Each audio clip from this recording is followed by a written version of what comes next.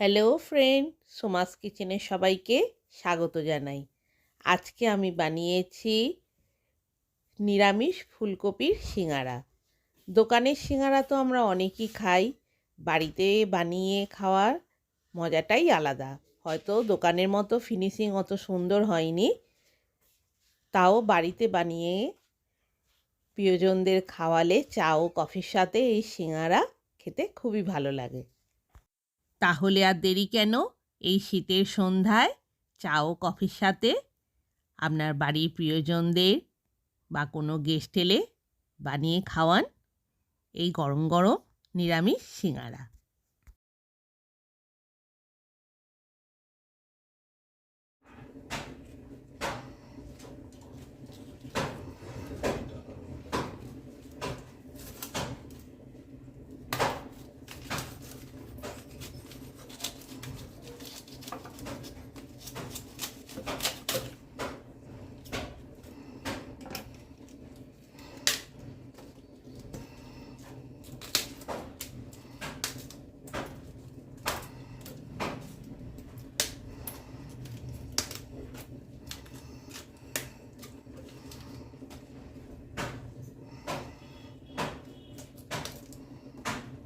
ফুলকপির ফুলগুলো কেটে নিচ্ছি।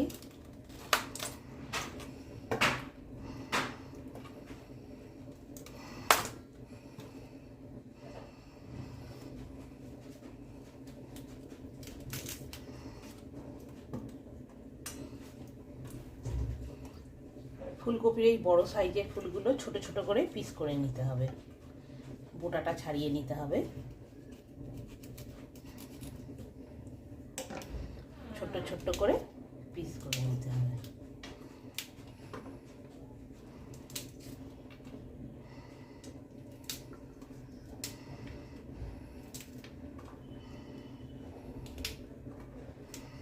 বোটাটা বের করে নিতে হবে।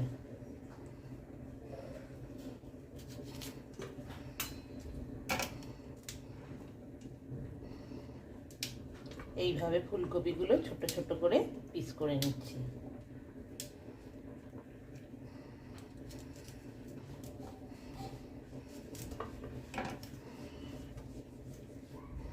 এভাবে ছোট সাইজ করে ফুলকপিগুলো পিস করে নিতে হবে। একটা মাঝারি সাইজের আলু নিয়েছি, নিয়ে খোসা ছাড়িয়ে নিচ্ছি।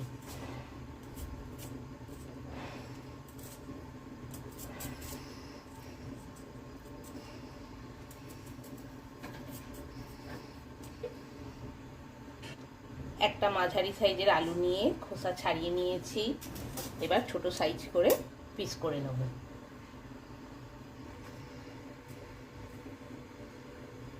এইভাবে ছোট সাইজ করে পিস করে নিয়েছি।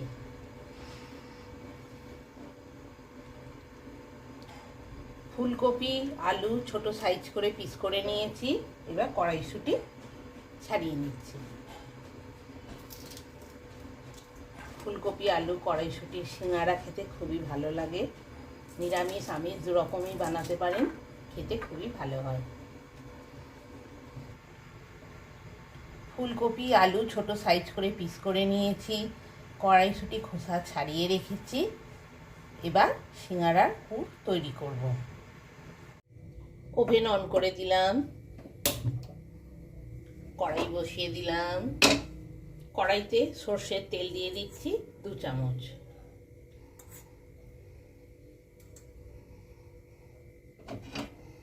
তেলটা ভালোভাবে গরম করে নিচ্ছি।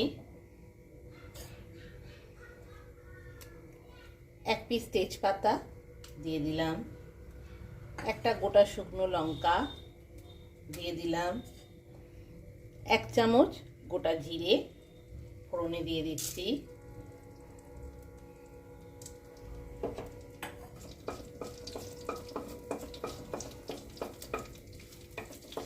দিয়ে এবার ভালোভাবে তেলে নাড়াচাড়া করে নিচ্ছি।